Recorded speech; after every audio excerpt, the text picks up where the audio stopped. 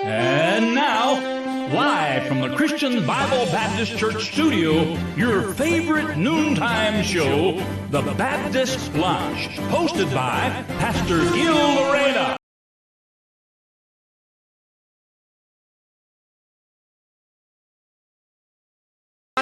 And once again, we are back on our program, The Baptist Lunch. And again, this is your favorite noontime show, and I believe that this will be a great blessing to all of you. And as we continue mga kapatid, of course, naniniwala ako na muli tayong pagpapalain. Ngayon ay Biyernes. Alright, ngayon ay second to the last Friday of the month of March. Napakabilis lang mga kapatid. At ako po ay naniniwala na patuloy tayong pagpapalain ng Panginoon through this program. And this will be a great blessing. Shout out to all the fathers of North, South, East, and West Corner. Sa lahat po ng mga kalalakihan that are watching with us. And we are back on our Usapang Lalaki. Yan. Ito yung Usapang Lalaki na meron po tayo. So join me in the comment section. And of course, good afternoon to all the viewers nationwide and worldwide. And keep tuning in, and prayerfully will be a blessing to you on this Friday episode. And of course, shout out to my family, to my wife, Ma'am Yang, hello babe. And of course, to my two boys, Daniel, Isaac. Yan, shout out sa inyo.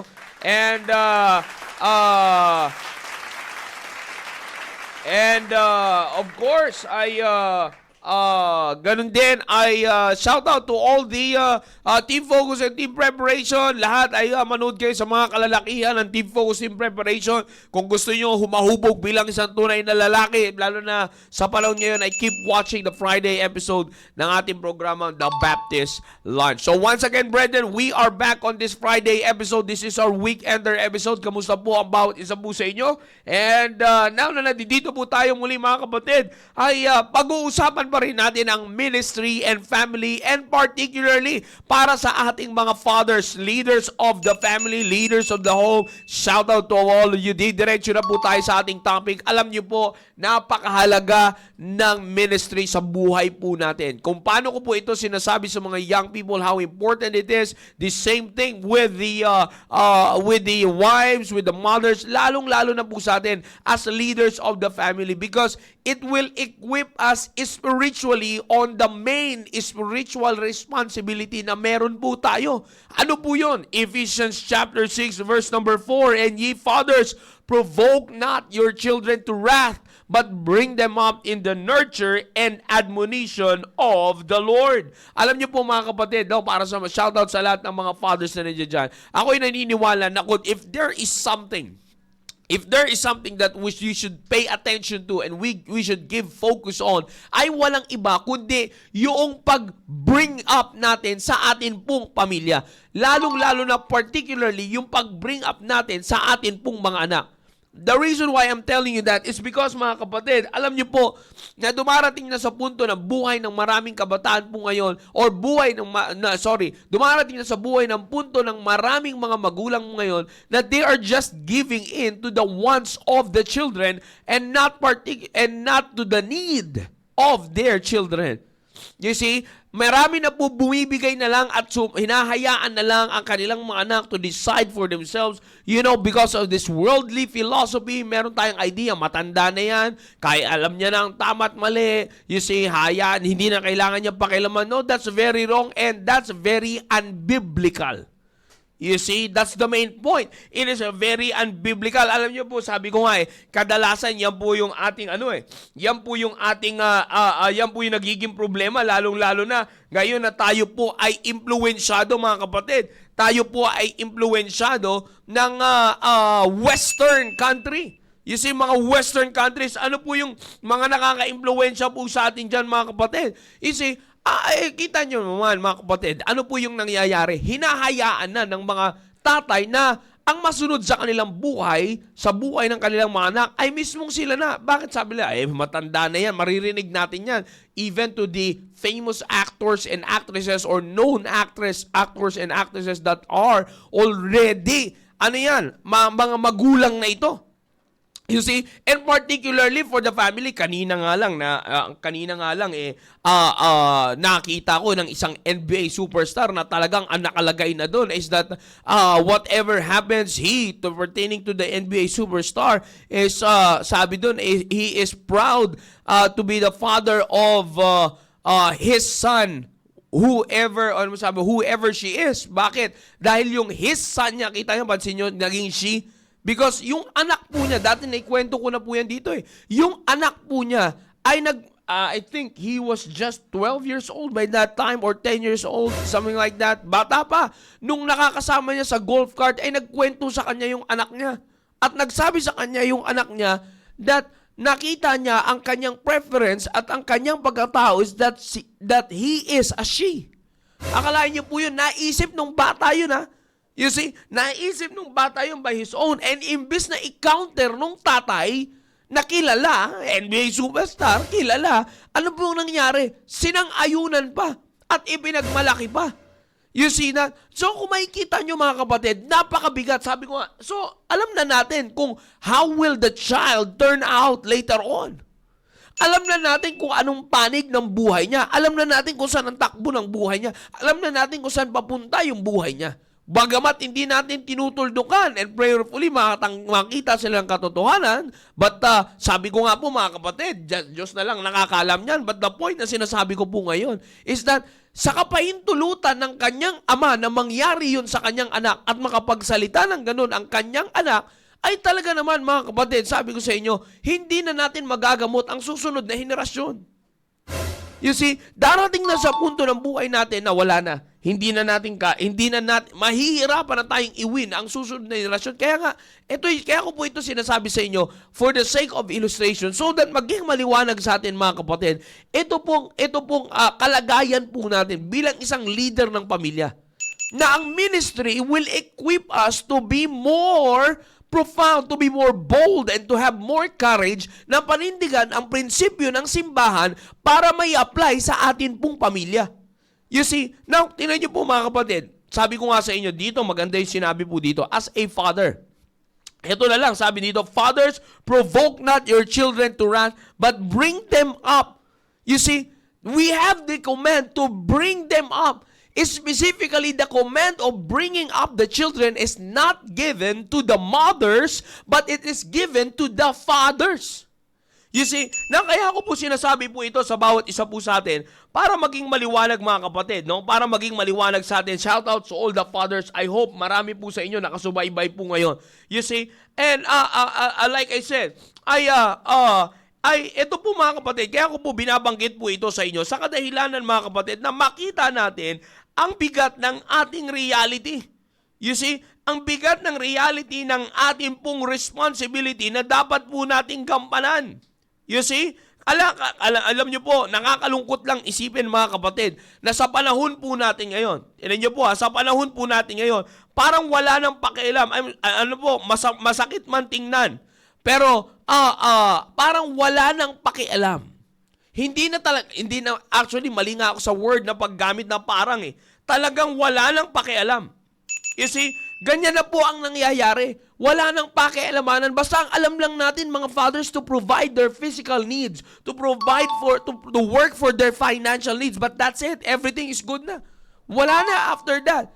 Kaya nga sabi ko po sa inyo, di ba madalas po namin binabanggit po sa inyo dito yung talatang, except the Lord build the house, they labor in vain that build it. You see? So, ano ibig ko po sabihin? Masasayang lahat ng pawis po ninyo. Masasayang lahat ng naipundar po ninyo if, put this in mind mga kapatid, ilagay niyo po sa isipan niyo mga kapatid na if, okay, mailagay niyo po sa isipan niyo if, yung atin pong, mga kapatid, lagay niyo po sa isipan nito kung yung ating pinagpapaguran ay pang-temporal lamang at hindi pang-eternal. Kaya nga tingnan niyo, fathers, yung binigay ko illustration sa inyo. Kung titingnan niyo po, everything they have, NBA superstar yun They are well provided. He provided for his family well. All the wants of his children, pwede niya nang ibigay. May pera sila, may luho sila, they can go Ang asawa pa niya is model. You see, ang asawa niya pa is also an actress. You see? Na kaya ko po sinasabi ito sa inyo, sa bawat isa sa inyo mga kapatid, sa mga fathers na nandiyan, it's because hindi yun ang kailangan nating pagtuunan ng pansin. Ang kailangan nating pagtuunan ng pansin ay sinasabi na responsibility sa atin ng Diyos that we have to build them up. We have to bring them up. Again, let me remind you, fathers, the instruction was given to us, not to them. Not to the mothers. Not to anyone in this world. Hindi yung mundo ang magmumolde ng ating pamilya, kundi tayo ang maghuhubog sa ating pong pamilya. Lalong-lalo na sa ating mga anak.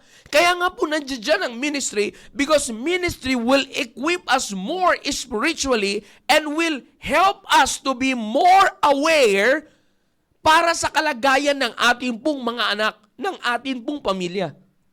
You see, kaya nga Father, sabi ko po sa inyo, titingnan po natin ito. Sabi ng Bible, bring them up in the what? In the nurture and admonition of the Lord. You see, pag pinag-usapan po natin dito yung nurture, it talks about the education.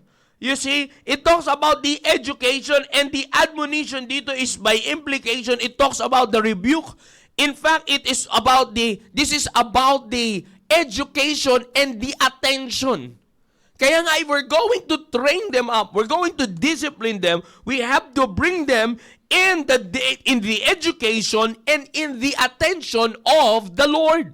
You see, alam niyo po kung bakit ko po ibinigay sa inyo ang definition ng mga talata, ng mga words po na ito sa talata na ito, para mabigat ang magkaroon tayo ng maliwanag na pangunawa na sa buhay natin bilang isang Kristiyanong ama. Ang responsibilidad natin ay i-educate, dalhin yung mga anak natin, hubugin natin sila sa edukasyon ng Diyos at sa atensyon ng Diyos. Alam niyo po, sabi ko nga, nakakalungkot if the mothers will play this role. Because, fathers, it is our responsibility. Maliwanag yung binanggit sa verse number 6. I don't know, wala pa akong na-encounter sa Biblia na nagsasabi that the mother was the one given command by God to train up their children. Wala. Hindi yan. It's not the role of their mothers. It's not the role of the wives. It's our role to bring up our children in the education and in the attention of our Lord. You see, alam niyo po, kailangan po tayo mag-pay attention dito. It's because of the reason na kapag hindi po tayo, ilagay niyo po sa isipan niyo ito, fathers. We have to take this seriously. It's because of the reason na kapag tayo po ay hindi natin ito binagtuunan ng pansin, and we will take the ministry lightly at kung anong magagawa nito sa ating pangunguna, sa ating pong pamilya, I'm telling you, later on, you will just find yourself. And take note, fathers, this is happening right now. Nangyayari po yan sa mga panahon po natin ngayon na yung pamilya natin, tatanggapin na lang natin na lamunin ng sistema ng mundo. Tatanggapin na lang natin na yung anak natin parang hindi na ito may kakasal sa simbahan. Hindi na ito may kakasal ayon sa standard ng simbahan namin. Hindi na ito may kakasal. And yet, nakakalungkot nito, sumusuporta pa tayo sa iba na nasa ganung kalagayan. You see? So how will we mold up our children? How are we going to win the next generation kung sa mismong ating pamilya, we're having problems on this? Now, fathers, I'm not trying to judge you here, but I'm giving you the reality so that we can open our minds. Like, for example, the ministry. Tinuro ko po ito kahapon sa mga young people on our Thursday episode. Anong sabi nun sa ministry? Your reasonable service in Romans chapter 12 verse 1 is to present yourselves a living sacrifice unto God. And that will be your reasonable service. You see, you will have a reasonable service to God. You will have a reasonable service to God. And we are talking about service. It's all about the ministry. You see, yung ministry natin sa ating pong pamilya, let's make it reasonable. Alam niyo po, tingnan niyo po mga kapatid, malawak po itong usapin po na ito eh. Pero dito ko po particularly sa atin po mga fathers. This is our ministry to our family. And yung ministry po natin sa family po natin, tingnan niyo po after saying sa Romans chapter 12:1 that to present yourselves a living sacrifice wholly acceptable unto God, which is your reasonable service, the next part is what? Anong sinabi po doon? And be not conformed to this world. After the reasonable service, what's next? Be not conformed. Kaya nga po, the ministry, fathers, take note of this. The ministry will remind us and our family not to conform with the world. Ministry, sabi ko nga kahapon sa young people, ministry preserves your biblical testimony. And sa kalagayan naman ng ating mga fathers, ministry equips us so that we will not be conformed with the world. And hindi natin mapahintulutan yung ating pamilya na mag-conform sa mundo. Maging fashion alike with the world. Sabi ko nga po sa inyo, fathers, nakakalungkot, mga kapatid, inuulit ko po, nakakalungkot sa buhay po natin bilang isang Kristiyano. Okay? Nakakalungkot po mga kapatid sa buhay natin bilang isang Kristiyano if, tinan nyo po may kita na lang natin, susuportahan na lang natin na, okay na, wala na to. Give up na. You say, nandiyan na yan eh. Sige, ano na lang, ganito na lang. Para bang wala tayong iniisip na, bagamat alam naman natin, kung pinakailaman natin sa simula, hindi mangyayari. But yet, we thought, hindi naman yan, matanda na yan. Alam mo na yung dapat mong alam mo na yung dapat mong gawin, ganito, ganyan. Nasa puder mo pa eh. You see, akalain nyo, fathers, no, masakit man ito sa tenga ninyo. Akalain nyo, hinayaan nating pakialaman ng dyablo yung pamilya natin na nasa puder natin. Sakit po isipin, no? Ang sakit tanggapin. Na ganun lang paglaruan ng dyablo yung mga anak natin na mismong nasa puder pa natin. Because we thought, matanda na yan, alam niya na yung tama at mali. Nakakapakinig naman na yan kay pastor eh. You see, andudo na lang. Nandudo na lang sa ganung pagkakataon. Na kaya ko po sinasabi sa inyo mga kapatid, how are we going to win? How our family will win the next generation? Wala rin. You see, sabi ko nga po sa inyo, malaking problema po ito. Sa kapanahunan po natin ngayon, nakakalungkot isipin mga kapatid, na sa problema po natin ngayon, sa panahon po natin ngayon, ito ang katanggap-tanggap na sa susyudad. Tinatanggap na ng mga tatay. Hindi yan, basta sa akin lang, mabigay ko lang yung kailangan nyo, mabigay ko lang, mapakain ko lang kayo, mabuhay, okay na yan. The spiritual responsibility, the spiritual ministry in the family, we take it for granted. Kinapabayaan po natin. Hinahayaan natin na wala na yan. Kumbaga, dinadali na natin sa pagkakataon na wala na. Andiyan na yan, itanggapin na lang. You see? So, that's the point. Yan po yung kadalasan na nangyayari. Kaya nga sabi ko nga po mga kapatid, anong kahinatnan? Are we still setting a goal for the spiritual maturity of our family? Alam niyo po, isa yun sa magandang ma-check natin sa pamilya natin, mga kapatid. Tayo mga fathers, sa atin ang mga fathers, isa yun sa mga bagay na dapat ma-check po natin sa sarili natin. Ano yun? Ano yung plano natin para sa spiritual maturity ng pamilya natin? Anong plano natin para sa mga anak natin spiritually? I'm not talking about their career in this world. I'm talking about their Christian career. Natulungan ba natin ang mga anak natin magplano po sa ganyan? You see, sabi ko nga po sa inyo, this is something that we have to pay attention to. This is not a joke, brethren. Hindi birong bagay po ito. Ang nakasalalay dito ay buhay na magpapatuloy ng apelido natin. Lalong-lalo na kung may anak kayong lalaki. Pasensya na po sa mga, hindi ko naman sinasabi na hindi naman sa mga anak ng babae. Pero, of course, ang nakakapagpatuloy ng apelido ay yung lalaki. You see? Pero, again, as I said, mga kapatid, ganun pa rin. May testimony pa rin yung anak nyong babaeng dadalhin eh. Nang natutunan nila mula sa inyo bilang ama. You see? Anong project? Napaupo naman natin yung mga anak natin masabihin na ito yung gusto ko mangyari sa iyo sa simbahan. Ito dapat ang buhay Kristiyano mo. Ito dapat yung makita sa iyo sa eskwelahan. Ito dapat yung makita sa iyo sa trabaho. Or ang naririnig sa atin, anak papasok ka, matanda ka na, alam mo na tama at mali. Mag-ayos ka, baka tamaan ka sa preaching ni pastor, ay patay. Ginawa pa nating panakot yung preaching. Imbis na gawitin natin pang-enlighten, ginawa pa natin pang-horror. Alright? So, kaya ako sinasabi po ito, para maging maliwanag po sa bawat isa po sa atin. At maintindihan po natin, mga kapatid,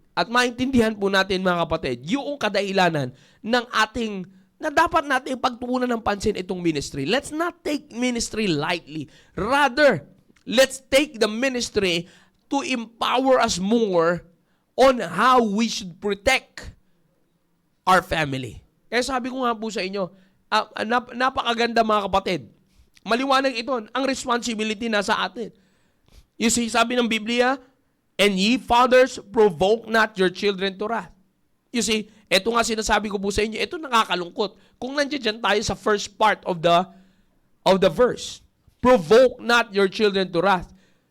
Imbis na ma-bring them up natin sila in the nurture and admonition, dapat kakapanakot natin, kala natin nakakatawa, napanakot lang natin na, sige ka, tatamahan ka na naman sa preaching ni Pastor, o sige ka, yari ka na naman dyan kila Sir Joe. Ginawa nyo pa po kaming panakot. You see, so ano ngayon nangyayari ngayon? Hindi natin alam, nakakapag-develop yun dun sa mga bata ng negative attitude towards the man of God, towards the church, towards the teaching and the practice of the church. Madali lang singitin ng Diablo yun. Papasukan lang ng Diablo na napakasimpleng pamamaraan nyo. Kita mo? Ha? Ganyan yung mga yan. Nagbabantay lagi yan ng pagkakamali mo. Nagbi-build up tuloy ng negative dun. Nagbi-build up ng negative na bagay sa bata. Kapag hindi natin bring them up properly in the nurture and admonition of the Lord, ang atin pong mga anak. Again, mga kapatid, do not look on the chronological age, ika nga, ni Ma'am Sheila. But rather, look on their spiritual maturity. Kailan lang naman kakalas yan sa inyo? Hanggat wala pa yung pamilya. Maliwanag lang naman sinasabi ng Biblia. Kailan lang kakalas yan? Biblically, on the biblical teaching and biblically speaking, and on the biblical standard, a man shall leave, therefore a man shall leave his father and his mother, and shall cleave unto his wife. And they shall be as what? One flesh.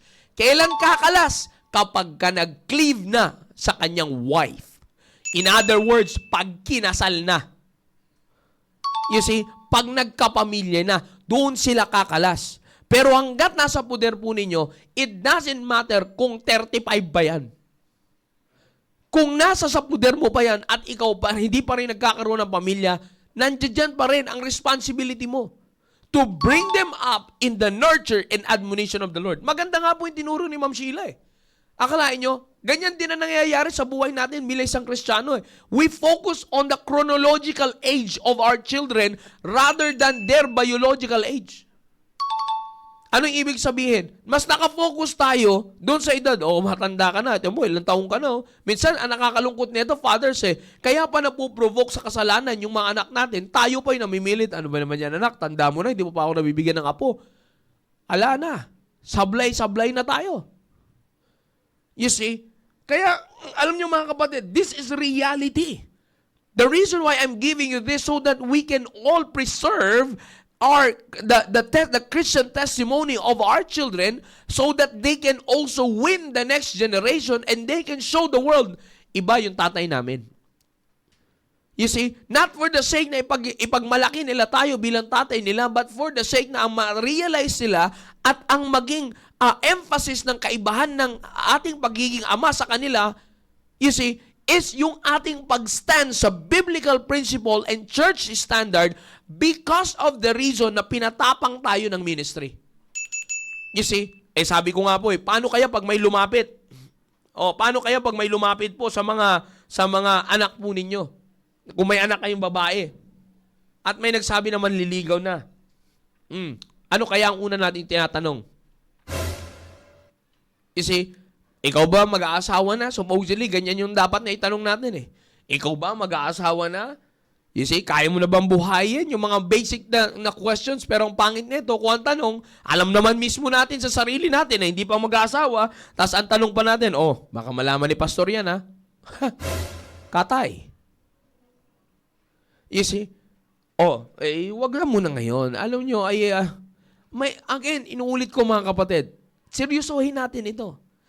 Because ministry, madalas nyo po naririnig ito, pagkakaroon natin ng ministry is carrying out the reputation of the Lord Jesus Christ.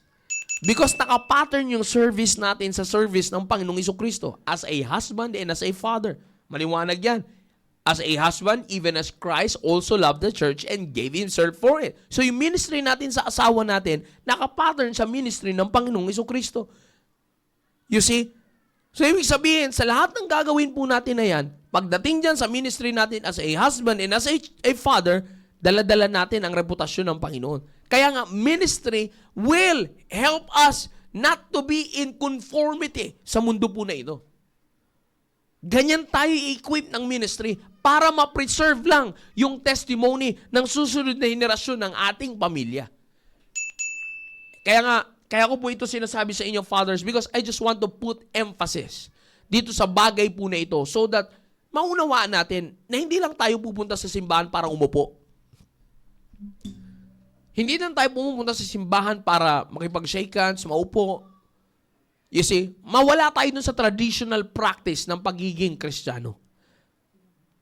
But rather, kaya tayo pumunta sa simbahan para lumago, matuto, mag-involve sa gawain para patuloy pang maging matatag para sa ating pong pamilya.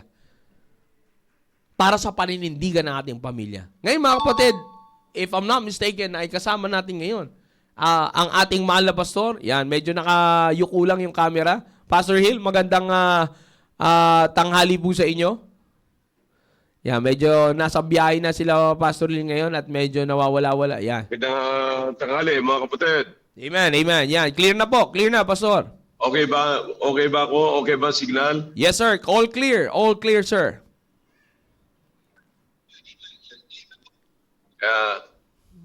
Maganda yung dinidiscuss natin ngayon at kailangan talaga yan. At wag nating pasusubalian na lahat ng ginagawa natin sa simbahan ay proteksyon niya ng ating pamilya. Amen. Proteksyon ng ating anak, proteksyon ng reputasyon ng pamilya. Amen. At wag nating kalabanin. Kaya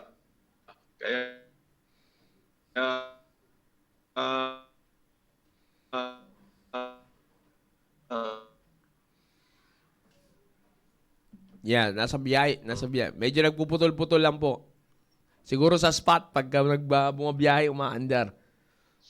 kapag tayo ngayon ay sumang-ayon sa gustong mangyari ng sanglibutan, wala na proteksyon ang mga susunod pa. That's right. Yung mga... hindi magandang signal ko. Hindi, okay na po, okay na po. Okay. So, ang sinasabi ko, dapat hindi natin kukontrahin ang standard na siniset ng ating simbahan. Now, wala namang ang nakakaloko rito, no? Yung mapaglinlang ay yung wala namang magulang na nagsasabi na kumukontra sa standard ng ating simbahan. Wala namang magulang. Kaya lang, hindi rin naman natin ina-adapt at hindi rin naman natin sinusunod yun at ang sinusunod natin yung paring mga unang nakagis na natin. That's right. So yan ang sinasabi ko na after that, pagka yung mag-asawa na itinago ng magulang at yung magulang ay pagkasundo ng kanilang mga anak, you know, ang lugi na doon, yung pinagkasundo yung anak, kasi mamumunga na yun eh. Pagka yun ay nagkaroon na ng bunga, nagkaroon ng resulta, wala nang, ang bunga nila, wala na talaga kay standard. Kasi yung magulang nag-violate na ng biblical standard. Yun. Kaya yung pinakang anak nila ngayon, lalaki yun na wala nang biblical standard talaga. So paano ka ngayon makakaasa na may mag-hold sa biblical standard, wala mag-uphold niya. That's right. Bakit? Kinontra-kontra na eh. saka ignorante na, lalabas na ignorante na yung anak. That's Wala right. Wala man silang narinig na sa magulang. Pero makikita mo, nagsimula yung bata, nagsimula yung apo, parang naging apo na yun eh. Nagsimula yon doon sa pagtago ng kanila pagtago ng lolo't lola nila doon sa mga anak nila na nag-violate ng standard. I hope nakuha nyo yun. Yeah. Kasi yung apo, wala na talaga yun. Wala nang parang yan, kung halimbawa mag-violate ako ngayon, itinago ko si Maki, relasyon nila, pinag-ulot-ulot ko yan. Okay. So, tinanggap ko yan at hindi ko magkinukontra ang standard ng simbahan, pero tinanggap ko pa rin yung alok ng mundo dahilan sa kagustuhan ko magkaroon ako ng apo at makita ko na si Maki ay may asawa na. Yeah. You know? That's right. Maraming mga magulang na ganyan na atat That's right. atat na makapag-asawa ang kanilang mga anak ni hindi pa nga nila alam kung yung anak nila ay pwede na talagang makabuhay ng pamilya. Eh, ang alam lang nila, matanda na yung anak nila. That's right. Chronologically. Pero biologically, ay napaka-baby pa. I'm telling you. Pag nasalita, mag-reason, So ano naman ang gagawin mo na naman ngayon, magulang? Bubuhayin mo na naman, pati yung asawa niya. So, ano naman ngayon ang isang pamilya na sahod ulan? So paano natin matuturuan ngayon yung mga anak natin o makakapag-build ng another generation na talagang nag-a-uphold ng biblical standard?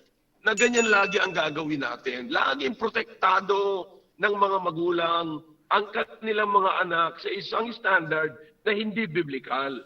Yeah. Na ino-offer lamang sa kanilang sanglibutan dahilan sa kagustuhan ng kanilang mga anak ay makapag-asawa na kasi iniisip nila na matanda na chronologically. Yon. Hindi mo lang iniisip, anong mangyayari? Ito kayang anak ko marunong na mag-alaga ng bata. Ito kayang anak ko marunong na maghanap buhay. Eh pagka napagod, pupunta sa kusina dito. Dapat may sarili na silang kusina. Pero pagka napagod, pupunta dito sa kusina rito. That's right.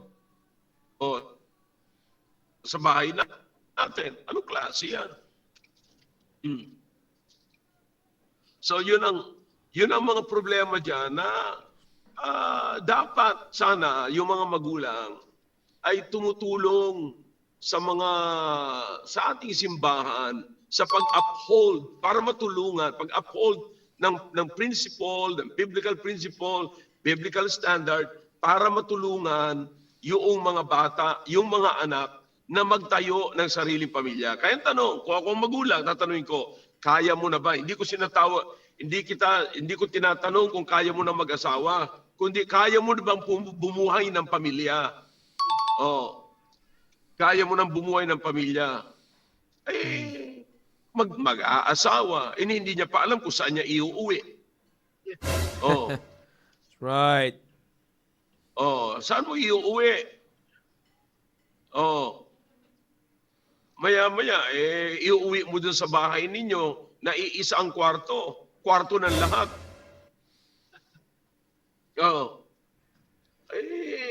Mag-isip ng mabuti. Yeah. Sapagkat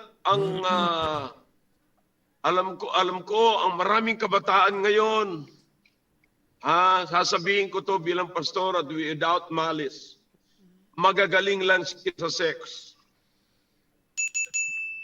Yeah. Marami silang kaalaman tungkol dyan. Pero ang pag-aasawa, it's not about it. Sapagkat yan ay kasama na yan.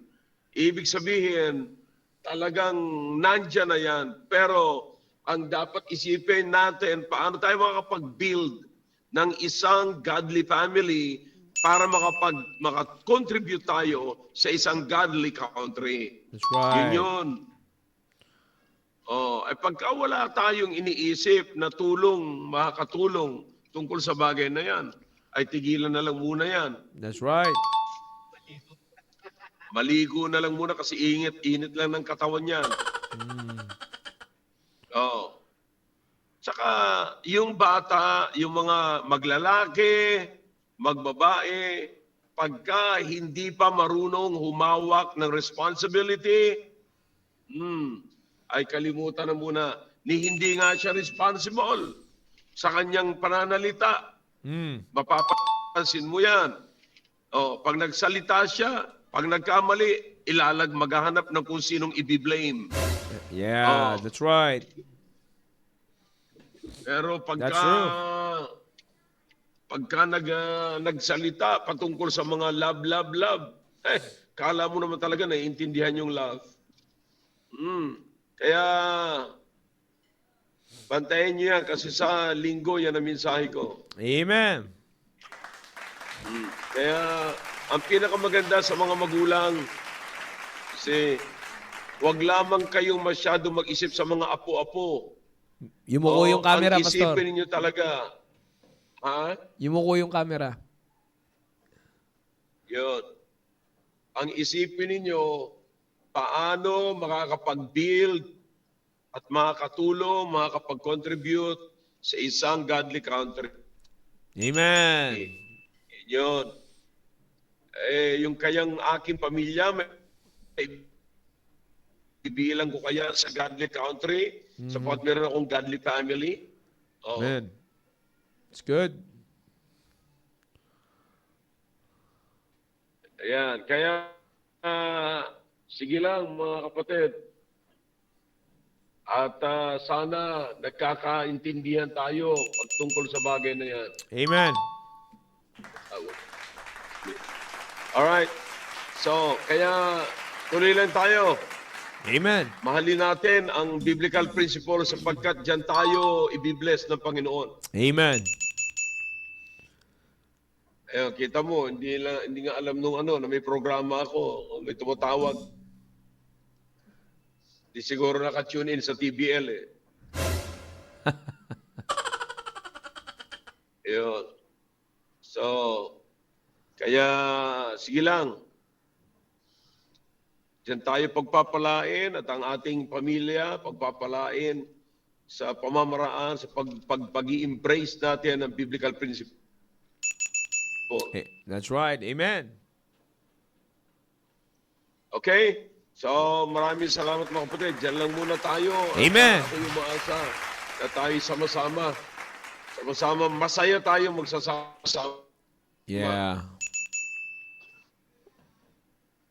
Na bilang pamilya CBBC CSI. That's right. Okay? All right. And katulad ito, marami na tayong programa sa ganito eh. So, let's embrace it. Yeah. Wala namang intensyon ng simbahan kundi tulungan ng pamilya. Hindi dinisign ang simbahan na sirain ang pamilya o galitin ang padre di pamilya o galitin ang asawang babae, ang nanay. You know, hindi dinisign yan. Kundi dinisign yan para tulungan kayo. Yeah. Hindi tayo nagpaparami ng miyembro na weak. Yeah, Hindi tayo that's it. nagpapalaki ng pamilya na weak. Yeah, that's it. Nagpapalaki tayo, pinapalaki natin ang ating pamilya na strong family, not as a weak family. Yeah. So I hope nakuha niyo yan. Amen. Okay? Alright, so tuloy-tuloy lang. Thank you, Joe. At solo ka yata ngayon dyan, wala pa si Brother Rudy. Wala po. Kala ko nga po, kasabay niyo po sila eh. Hindi. Kasama siya ni Brother Hiner. At kami lang ni Noel dito kasi marami pa akong kinausap eh. Okay. At may mga inayos pa ng konti. Amen, amen. All right, thank you, sir. Okay? All right. Amen, Back amen. to you. Amen, amen. Thank you po, Pastor Hill. Alam niyo po, napakaganda po niyan. Tinanggap po natin yan, mga kapatid. And alam niyo po, napakaganda po ng napakinggan po natin na yan mula po kay Pastor Hill. Alam niyo po, it's always a reminder for us. At tandaan po natin sa mga fathers. Again, hindi po pinag-uusapan dito yung estado ng ating tagal sa pagiging Kristiyano. Sabi ko nga po sa inyo, matagal ko pong sinasabi na I've mentioned this in the pulpit. Nakakalungkot man isipin. Nabanggit ko rin po yan dito sa programa po natin, The Baptist Lunch.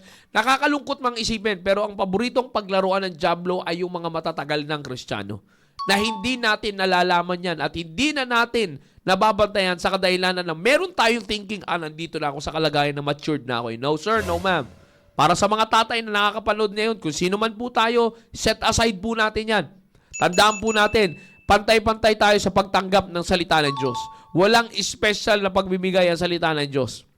You see, kaya ko po sinasabi yan sa bawat isa, let's not, fathers, again, our command na nilanggap sa Panginoon is to bring up the children in the nurture and admonition of the Lord. Hindi kampihan yung mga anak, hindi pagtakpan yung mga anak, but to bring them up in the nurture and admonition of the Lord. Yan po ang ilagay po natin sa isipan po natin. Again, the command is not given to our wives, to our mothers, but it was given to the fathers. Kaya nga para sa ating mga tatay, leader ng pamilya, leader ng tahanan.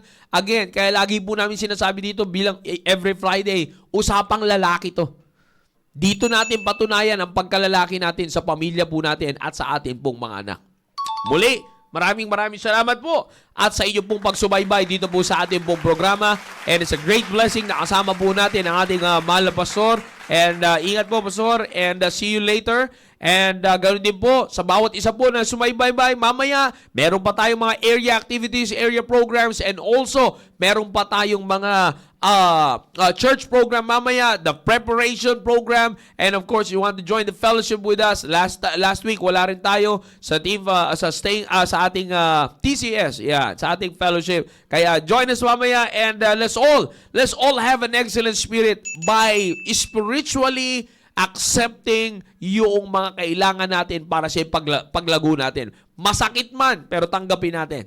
Because sabi nga namin yan sa pag-workout, the where the pain is, there's the gain. Yan lang po palagi yan. And naturo na rin. May prinsipyo tinuro rin sa ating mahal na pastor patungkol po sa bagay na yan. Kaya let's not miss yung ginagawa ng Panginoon sa buhay po natin through the man of God and through the church na ating pong kinabibilangan. Muli, maraming salamat po sa iyo pong pagsubaybay sa ating The Baptist Lunch Program, which is your favorite noontime show. And see you all later sa mga susunod pa natin programa. Once again, on top of all of this, lagi po namin sinasabi, to God be the glory.